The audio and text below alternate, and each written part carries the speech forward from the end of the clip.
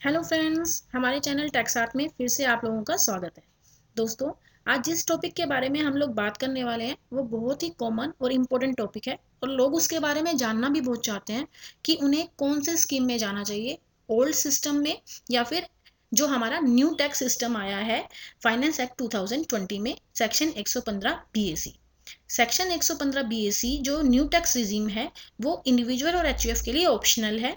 Individual और HUF हर साल कोई भी ऑप्शन ऑप्ट कर सकते हैं, यानी वो नॉर्मल स्कीम में भी जा सकते हैं या फिर न्यू स्कीम जो अभी प्रोवाइड की गई है उसमें भी। लेकिन उसके लिए ज़रूरी है कि वो एक केयरफुल एनालिसिस करे और कंपैरिजन करे दोनों ही स्कीम्स का।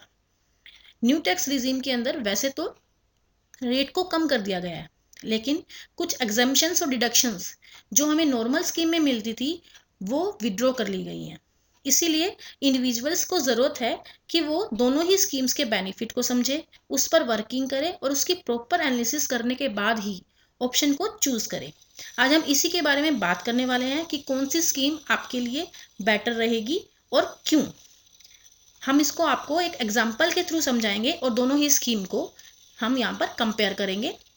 दोस्तों, ये वीडियो बहुत छोटी है, इसे एंड तक ज़रूर देखिएगा वरना आपका कंसेप्ट क्लियर नहीं होगा। और हमारे चैनल को सब्सक्राइब करना मत भूलिए। दोस्तों, चलिए एग्जाम्पल से मैं आपको समझाती हूँ कि कौन सी स्कीम आपके लिए बेटर रहेगी। मान लीजिए मिस्टर ए एक सैलरीड एम्प्लॉय है और उसकी एज 60 साल से कम है, यानी वो सीनियर सिटीजन नहीं है। ओके, अब उसकी 3 तरह की इनकम है: salary income, house property income, income from other sources, और कुछ इन्वेस्टमेंट भी वो करता है। वो क्या क्या है? सैलरी इनकम में उसे बेसिक सैलरी मिल रही है, हाउस रेंट अलाउंस मिल रहा है, लीव ट्रैवल अलाउंस मिल रहा है। आप कोई छुट्टी लेते हैं ट्रैवलिंग के लिए तो आपको वो अलाउंस प्रोवाइड किया गया है। मील वाउचर मिल रहा है, आपको फैसिलिटी मिल रही है मील की। हेल्पर अलाउंस और ट्रैवल अलाउंस मिल रहा है कि आप उसे यूज़ कीजिए वर्क के लिए, और ये दोनों ही अलाउंस मिस्टर ए ने अपनी ऑफिस ड्यूटी के दौरान ही स्पेंड कर दिए हैं। इसके अलावा उसके पास हाउस प्रॉपर्टी की इनकम है, लेट आउट प्रॉपर्टी से उसके पास रेंट आ रहा है, और उन्होंने सेल्फ ऑक्यूपाइड प्रॉपर्टी और लेट आउट प्रॉपर्टी दोनों पर ही जो है लोन लिया हुआ है, उसके ऊपर इंटरेस्ट है दोनों पर ही। सेल्फ ऑक्यूपाइड प्रॉपर्टी पर है 70,000 का और लेट आउट पर है 1 लाख का। दोस्तों, आपको पता ही होगा कि अब हम 2 सेल्फ ऑक्यूपाइड प्रॉपर्टी ले सकते हैं। ओके, इसके बारे में हम बाद में बात करेंगे। ओके, इसके बाद इनकी अदर सोर्सेज की इनकम भी है जिसमें बैंक इंटरेस्ट है उसका या एफडीआर का इंटरेस्ट है। इसके अलावा जो वो इन्वेस्टमेंट कर रहा है उसमें क्या है, वो एलआईसी का प्रीमियम पे करता है, नेशनल पेंशन स्कीम में वो कंट्रीब्यूट कर रहा है, और जो वो उसने इंटरेस्ट पे कर रहा था, अभी मैंने बताया था आपको सेल्फ ऑक्यूपाइड प्रॉपर्टी पर, लेटर पर, तो उसकी प्रिंसिपल रीपेमेंट है 60,000 की। ओके, अब मैं आपको कंपेयर करके बताऊंगी कि ओल्ड स्कीम में अगर वो जाता है तो उसकी टैक्सेबिलिटी कितनी रहेगी और न्यू स्कीम में जाता है तो उसकी टैक्सेबिलिटी कितनी रहेगी, यानी इन दोनों स्कीम्स में से उसके लिए बेनिफिशियल कौन सा रहेगा। ओके, अभी हमने बताया था आपको basic salary, HRA, leave travel, meal voucher, helper और ट्रैवल अलाउंस इनको मिलते हैं तो इनकी ग्रोस सैलरी बनती है 10,30,000 की। अभी हम बात कर रहे हैं ओल्ड रिजिम की और उसी में मैं बता रही हूँ कि नेट सैलरी इनकम आपकी कितनी बनेगी। टैक्सेबल इनकम उसकी हो गई इसमें 10,30,000। अब उस ओल्ड रिजिम के अंदर हमें कुछ एग्जम्पशंस प्रोवाइड की गई हैं, आपको पता है सबको क्या मिलती हैं। एचआरए के ऊपर आपको एग्जम्पशंस मिलती हैं सेक्शन 10(13)A में। उसमें आपको पता है कि एचआरए रिसीव्ड और जो आपका 50% बेसिक सैलरी है या फिर 40% स्टेट्स के हिसाब से, या रेंट आपने जितना पे किया माइनस 10% ऑफ बेसिक सैलरी, ये 3 लिमिट्स होती हैं। उनमें से जो लिस्ट होता है उसकी एग्जम्पशन आपको मिल जाती है। यहाँ पर वो हम कैलकुलेट नहीं कर रहे हैं, हम डायरेक्टली आपको बता रहे हैं कि इतनी डिडक्शन आपको अलाउड होगी as per normal income tax provisions. 50,000। Okay, आपको 1,40,000 का मिला था, एचआरए आपने एजम्पशन ली 50,000। इसके बाद है लीव ट्रैवल अलाउंस। आपने जो एक्चुअल जो है ट्रेन से गए, जो टिकट का खर्चा था, तो वो जो हुआ एक्चुअल में वो 20,000 हुआ। 30,000 आपको मिला था, 20,000 आपने खर्च किया तो 20,000 की आपको यहाँ पे डिडक्शन मिल गई। इसके बाद है मील वाउचर। आपको जो है मील वाउचर प्रोवाइड किया गया था। आपको पता है कि सेक्शन 17 रूल 3 में क्या कहा गया कि 50 पर मील की आपको यहाँ पर डिडक्शन मिलती है। 50 पर मील, एक दिन के अंदर 2 मील प्रोवाइड की गए हैं, यानी 100 रुपये आपको एक दिन का मिल गया। 22 वर्किंग डेज के हिसाब से, हमने यहाँ पे 22 वर्किंग डे एज्यूम किए हैं, तो 22 वर्किंग डे के हिसाब से हो गया 2,200 पर मंथ, और पूरे साल का हो गया 26,700, वो हमने इसमें से लेस कर दिया। उसके बाद है helper allowance and travel allowance. वैसे तो हेल्पर अलाउंस के साथ साथ हम लोग एकेडमिक अलाउंस या फिर यूनिफॉर्म अलाउंस भी दे सकते थे। इनका नेचर सेम है, इनमें यही है कि ये अलाउंस हमें दिए जाते हैं फॉर पर्टिकुलर सच पर्पस के लिए ही, कि मीन्स हेल्पर अलाउंस आपको हेल्पर अलाउंस के लिए ही, हेल्पर के लिए ही यूज़ करने हैं, यूनिफॉर्म आपने यूनिफॉर्म के लिए यूज़ करने हैं। तो इसलिए हमने यहाँ पे एक लिया है इसको रिस्ट्रिक्ट करने के लिए। ओके, तो अब हेल्पर अलाउंस था, ठीक है। उसमें क्या किया है, हमने बताया था कि मिस्टर ए ने पूरा का पूरा हेल्पर अलाउंस जो भी मिला था वो हमने ड्यूटीज के लिए ही यूज़ किया, तो आपको इसकी पूरी डिडक्शन मिल जाएगी। इसी के अलावा ट्रैवल अलाउंस जो हमें मिला था, ट्रैवल के अलावा हमें कन्वेंस अलाउंस मिल सकता है, ट्रांसफर अलाउंस मिल सकता है, इसको भी हमने ट्रैवल अलाउंस के लिए रिस्ट्रिक्ट किया है कि नोटिफिकेशन 38/2020 जो 26 जून में आई थी, उसमें ये कहा था कि जितना एक्चुअल एक्सपेंडिचर आप करते हो आपको उसकी डिडक्शन मिल जाएगी। तो यहाँ पे हमने पूरा का पूरा यूज़ किया था, तो हमने 50,000 की इसमें भी डिडक्शन ले ली। यानी आपकी अगर देखें तो टोटल डिडक्शन सैलरी के अंदर कितनी मिली, 2,40,400। ये हम ओल्ड रिजिम की बात कर रहे हैं, इसको याद रखिएगा, भूलिएगा मत। ओके, तो अभी ओल्ड रिजिम के अंदर आपकी नेट सैलरी इनकम कितनी हुई, 10,30,000 ग्रोस सैलरी में से हमने टोटल डिडक्शन लेस की 2,46,400, तो टोटल नेट क्या बचा आपका 7,83,600। ओके, अभी हमने बात की ओल्ड रिजिम की, अब हम जाते हैं न्यू रिजिम पे। अगर हम न्यू रिजिम ऑप्ट करते हैं तो उस केस में आपके लिए नेट सैलरी इनकम क्या रहेगी, 10,30,000 तो ग्रोस सैलरी है ही। अब हमें ये जानना है कि हमें इसमें एजम्पशंस कितनी मिलने वाली है। दोस्तों 115 सेक्शन जो ये है आपका बीएससी वाला 115 बीएससी, ये क्या कहता है कि इसके अंदर टैक्स रेट जरूर कम किया है लेकिन एजम्पशंस बहुत सारी विड्रॉ कर ली गई हैं, इसलिए इसका बेनिफिट बहुत कम है। ओके, तो इसके अंदर किस किस के एजम्पशंस को विड्रॉ किया, इसके लिए दोस्तों हमने एक प्रॉपर वीडियो भी बनाई है जिसके अंदर हमने आपको सारा कुछ बताया हुआ है कि कौन सी डिडक्शंस कौन सी एजम्पशंस विड्रॉ हो गई हैं। वो एक पूरी कंसेप्ट है उसके अंदर इस चीज़ का। तो आप अगर वो देखना चाह रहे हैं तो आई आइकन पे चले जाइए, वहां पर आपको लिंक प्रोवाइड होगा, आप उसको रेफर कर सकते हैं, उसे ज़रूर देखिएगा, बहुत अच्छी वीडियो है। ओके, चलो कम टू द पॉइंट। अब क्या है कि ग्रोस सैलरी आपकी न्यू रिजिम के अंदर 10,30,000 है। ओके, आपको अब कौन सी एजम्पशंस मिलेगी, इसके अंदर house rent allowance, leave travel allowance की एग्जम्पशंस को विड्रॉ कर लिया गया, तो इसकी एग्जम्पशंस हमें नहीं मिलेगी। इसके अलावा मील वाउचर की जो हमें 50 पर मील की मिल रही थी एज पर नॉर्मल स्कीम, वो भी इसमें प्रोवाइड नहीं की गई है। इसके अलावा हेल्पर अलाउंस, हेल्पर अलाउंस और ट्रैवल अलाउंस दोनों ही अपनी ड्यूटीज को परफॉर्म करने के लिए मिस्टर ए ने यूज किया है, लेकिन 115 बीएससी सेक्शन सिर्फ ट्रैवल अलाउंस को ही परमिट करता है कि वो अपनी ड्यूटीज के लिए दिया गया है। हेल्पर अलाउंस चाहे वो हमने उस पर्पस के लिए यूज किया है चाहे नहीं किया हो, उसकी डिडक्शन 115 बीएससी सेक्शन में नहीं प्रोवाइड की गई, ना ही हमें कोई स्टैंडर्ड डिडक्शन की यहाँ पर डिडक्शन मिलती है, या सेक्शन 16 जो आपको 50,000 की दे रहा है वो भी आपको न्यू रिजिम में नहीं मिलेगी। इसके अलावा मैंने बताया नहीं आपको, अगर कोई प्रोफेशनल टैक्स है किसी किसी स्टेट्स में लगता है, तो अगर वो भी हमने एक्चुअल पे किया होता है तो नॉर्मल रिजिम के अंदर हमें उसकी डिडक्शन मिल जाती है, न्यू रिजिम के अंदर उसकी डिडक्शंस को भी अलाउड नहीं किया गया। यानी इस केस में अगर देखते हैं हम, तो जो हमारी टोटल डिडक्शन होती है और एग्जम्पशन होती है वो टोटल कितनी हुई, ओनली 50,000 जो ट्रैवल अलाउंस की हमें मिली है। इसके अलावा हमें कोई भी एग्जम्पशन और कोई भी डिडक्शन नहीं मिली। तो हमारी नेट सैलरी इनकम क्या हुई न्यू रिजिम में, 10,30,000 में से ओनली 50,000 रिड्यूस होगा, तो 9,80,000 हमारी नेट सैलरी इनकम हो जाएगी। चलिए, हमने अभी नेट सैलरी इनकम तो देख ली। अब इसके बाद हम दो हेड्स जो हमारी और बच गए हैं, हाउस प्रॉपर्टी का और अदर सोर्सेज का, उसकी बात करते हैं। हाउस प्रॉपर्टी के अंदर सबसे पहले हम बात करेंगे लेट आउट प्रॉपर्टी की। दोस्तों लेट आउट प्रॉपर्टी के केस में जो सिस्टम होता था, जो ओल्ड में होता था वही न्यू में है, मीन्स इसमें कोई चेंज नहीं किया गया है, ना ही कोई चीज़ विद्रॉ की गई है। जितना रेंट आता है वो दोनों के लिए टैक्सेबल है, दोनों ही स्कीम्स में। स्टैंडर्ड डिडक्शंस दोनों ही केस में आपको मिलेंगी 24A में 30% की। और अगर आपने कोई लोन लिया है लेट आउट प्रॉपर्टी पे और इंटरेस्ट पे कर रहे हो तो 24B सेक्शन में आपको दोनों में ही उसका इंटरेस्ट अलाउड किया जाएगा, इसमें कोई शक नहीं है। ओके, अब हम बात करते हैं सेल्फ ऑक्यूपाइड प्रॉपर्टी की। आप जानते हैं कि सेल्फ ऑक्यूपाइड प्रॉपर्टी अब हम दो ले सकते हैं, पिछले साल ही आया था ये। ओके, सेल्फ ऑक्यूपाइड प्रॉपर्टी पे अगर हमने कोई लोन लिया और उस पर इंटरेस्ट पे करते हैं तो 24B सेक्शन के अंदर आपको जो मैक्सिमम डिडक्शन मिलती है वो 2 लाख की मिलती है। You all know about that ना। ओके, इसके अलावा सेक्शन 80EE हमने यहाँ पर नहीं दिखाया है, लेकिन उसकी डिडक्शन 1.5 लाख की आप एडिशनल ले सकते हो 2 लाख के अलावा, यानी 3.5 की मिलने लगी है यहाँ पर हम वो यहाँ पर बता नहीं रहे हैं, बस मैंने आपको सिर्फ रेफर करने के लिए बताया है। ठीक है, यहाँ पर हमने जो इंटरेस्ट पेड किया है सेल्फ ऑक्यूपाइड प्रॉपर्टी का वो है 70,000। दोस्तों ओल्ड रिजीम के अंदर इंटरेस्ट जो सेल्फ ऑक्यूपाइड प्रॉपर्टी पे दिया जाता है उसकी डिडक्शन हमें 2 लाख तक मिल जाती है, या फिर 1.5 लाख और यानी 3.5 लाख तक मिल जाती है।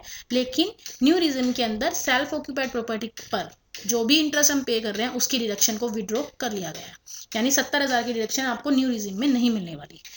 इसका मतलब टोटल डिडक्शन कितनी हुई आपकी, स्टैंडर्ड डिडक्शन प्लस इंटरेस्ट जो आपने लेट आउट प्रॉपर्टी पे किया, या फिर प्लस जो इंटरेस्ट आपने सेल्फ ऑक्यूपाइड प्रॉपर्टी पे किया इन केस आपकी नॉर्मल रिजीम, उसमें आपकी टोटल डिडक्शन हो गई 2,90,000। लेकिन न्यू रिजीम के अंदर आपको स्टैंडर्ड डिडक्शन की मिली है और लेट आउट प्रॉपर्टी के इंटरेस्ट की, यानी टोटल डिडक्शन हुई 2,20,000। रेंट कितना था, 4 लाख। तो 4 लाख रेंट था और डिडक्शन हमें पता लग गई है, तो नेट इनकम हाउस प्रॉपर्टी से ओल्ड रिजिम में आई 1,10,000 की, और न्यू रिजिम में आई 1,80,000 की। अब हमने दो इनकम निकाली, net salary income and net income from house property. Next है अदर सोर्सेज इनकम, ये दोनों के लिए ही सेम रहेगी। बैंक इंटरेस्ट जो है सेविंग बैंक का 12,000 और एफडीआर का इंटरेस्ट 30,000, वो दोनों के लिए टैक्सेबल रहेगा। ओके, तो आपकी 42,000 की इनकम फ्रॉम अदर सोर्सेज आ गई। अब आपके पास तीनों हेड्स की इनकम आ चुकी, उसको आप टोटल कर देंगे तो ग्रोस टोटल इनकम आपकी कितनी आई, ओल्ड रिजिम में आई 9,35,600 और न्यू रिजिम में आई 12,02,000।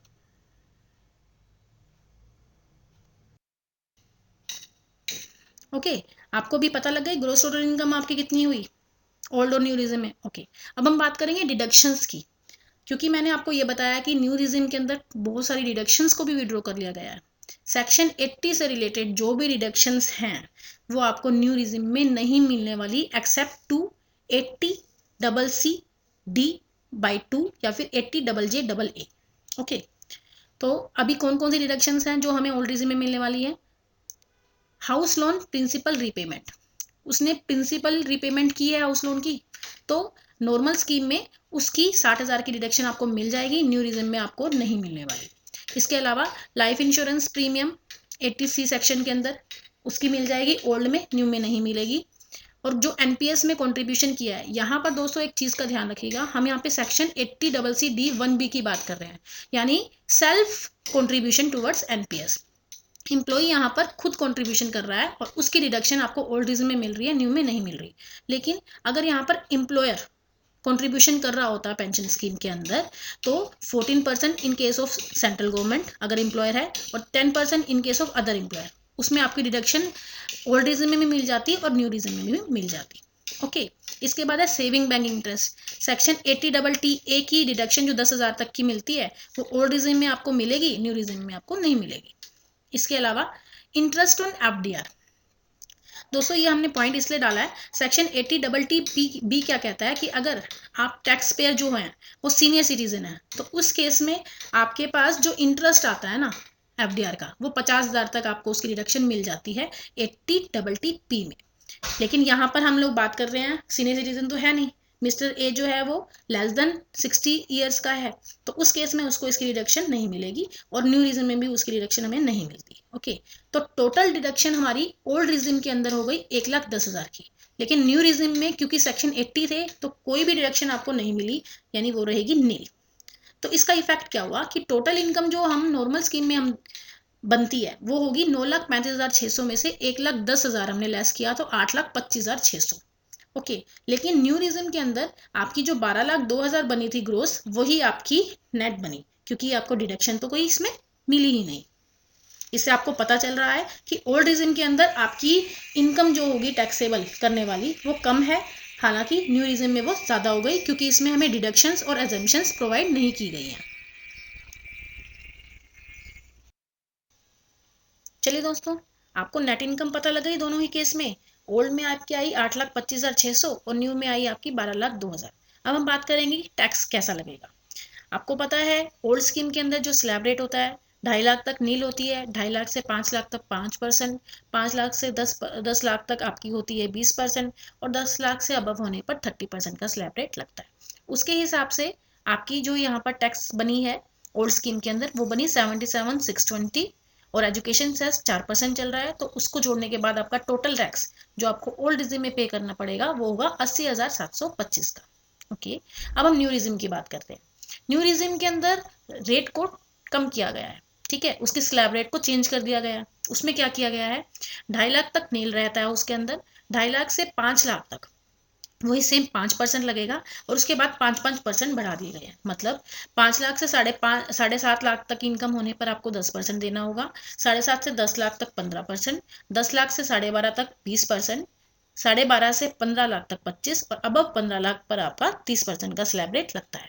यहाँ पर हमारे पास 12,02,000 की ही इनकम है, तो हमारे पास स्लैब रेट जो है 25% तक लगेगा। ठीक है, तो इसमें इसको कैलकुलेट किया तो हमारे पास जो टैक्स आता है वो है 1,15,400, जिसके हम एजुकेशन सेस जोड़ने पर टोटल टैक्स कितना पे करेंगे, 1,20,016। दोस्तों, पूरे एग्जाम्पल से आपको ये समझ में आ गया होगा कि न्यू रिजिम में आपके पास टैक्स जो बन रहा है वो ज्यादा बन रहा है in comparison to old regime. ऐसा क्यों हुआ, क्योंकि हमें बहुत सारी अजम्पशंस, बहुत सारी डिडक्शंस यहाँ पर नहीं मिली, और हमारे लिए बेनिफिशियल कौन सा रहेगा, ओल्ड रिजिम।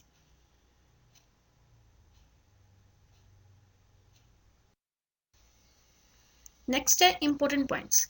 दोस्तों, वैसे तो मैंने आपको एग्जांपल में समझा दिया है कि कौन सा आपके लिए बेनिफिशियल है, फिर भी कुछ इंपॉर्टेंट पॉइंट्स हैं। जब भी आप ओल्ड या न्यू स्कीम में जाना चाह रहे हो तो उसको ऑप्ट करने से पहले ये कुछ पॉइंट्स आप अपने ध्यान में रखिएगा। वो कौन से हैं, अगर आपकी कोई इन्वेस्टमेंट है और डिडक्शंस हैं तो उस केस में आपके लिए बेनिफिशियल नॉर्मल टैक्स स्लैब होगा, ना कि 115 बीएसी सेक्शन। इसके अलावा 115 बीएसी सेक्शन इंडिविजुअल्स और एचयूएफ के लिए आया है, और उनके पास ऑप्शंस रहता है हर साल कि वो कोई भी ऑप्शन यूज करें, चाहे वो ओल्ड करें चाहे वो न्यू करें, एक्सेप्ट जब उनके पास कोई बिजनेस इनकम होती है। ओके, नेक्स्ट है कि 115 बीएससी सेक्शन बेनिफिशियल ज्यादा उन इंडिविजुअल्स के लिए है जिनकी इनकम 15 लाख से ज्यादा होती है। इसके अलावा सैलरीड क्लास पर्सन, क्योंकि काफी केसेस सैलरीड के होते हैं, तो सैलरी क्लास पर्सन के लिए जो है नॉर्मल टैक्स रेट वाली स्कीम जो होगी वो बेनिफिशियल होगी। इसका रीजन क्या है, इसके बहुत सारे रीजन है, मैं आपको बताती हूँ। पहला रीजन तो ये है कि जो सैलरीड क्लास पर्सन होते हैं उनके सैलरी स्ट्रक्चर के अंदर बहुत सारी डिडक्शंस होती हैं, जैसे एचआरए, लीव, ट्रैवल, हमने अभी डिस्कस भी किया। तो वो हमें डिडक्शन सिर्फ ओल्ड स्कीम में मिलती है, न्यू स्कीम में 115 बीएससी सेक्शन में आपको अलाउड ही नहीं की गई है, तो आपको नॉर्मल टैक्स रेट्स में जाना चाहिए। इसके अलावा 115 बीएससी सेक्शन जो है वो डिस्करेज करता है कि आपको इन्वेस्टमेंट ही नहीं करनी चाहिए, लेकिन ऐसा नहीं है ना दोस्तों। सिक्योरिटी के लिए, फ्यूचर सिक्योरिटी के लिए ज़रूरी है कि आप कुछ इन्वेस्टमेंट करें, चाहे वो एलआईसी हो, चाहे वो पीपीएफ हो, चाहे सुकन्या समृद्धि हो। तो उस इन्वेस्टमेंट पर्पस के लिए भी आपको नॉर्मल टैक्स रेट्स में जाना चाहिए, आपको 115 बी सेक्शन में नहीं जाना चाहिए। इसके अलावा अगर आपके कोई हाउस लोन चल रहा है तो हाउस लोन की डिडक्शन सेल्फ ऑक्यूपाइड के केस में आपको यहीं पर मिलती है, नॉर्मल स्कीम में 115 बीएससी में नहीं मिलती, तो आपको जो है वो नॉर्मल टैक्स रेट वाली स्कीम में ही जाना चाहिए। दैट्स ऑल फॉर टुडे दोस्तों। आई होप आपको कंसेप्ट क्लियर हो गया होगा, और आप ये समझ गए होंगे कि आपको जो है कौन सी स्कीम में जाना चाहिए, ओल्ड या न्यू। दोस्तों, कोई भी स्कीम लेने से पहले उसको अच्छे से एनालाइज ज़रूर कीजिएगा, कंपेयर कीजिएगा कि आपके लिए कौन सा बेनिफिशियल है। क्योंकि फाइनेंस एक्ट 2020 में जब ये इंट्रोड्यूस किया था सेक्शन 115 बीएसी, तब ये कहा गया था किसी किसी सीए की ज़रूरत नहीं पड़ेगी आपको, आपके लिए रेट कम कर दिए गए हैं। लेकिन उन्होंने ये नहीं कहा कि बहुत सारी डिडक्शंस को उन्होंने विड्रॉ कर लिया है। रेट डिक्रीज करने से कुछ नहीं होता, बहुत सारी डिडक्शंस हैं जो हमें लेनी होती हैं, जो हमें इसमें विड्रॉ हुई है। अगर उन्होंने ये डिडक्शंस को विड्रॉ नहीं किया होता तो रेट रिड्यूस करने से हमें ज़रूर फ़ायदा होता, लेकिन अभी ऐसा नहीं है। ठीक है दोस्तों, अपना ध्यान रखिएगा, हमारे चैनल को प्यार दीजिएगा। Thank you for watching.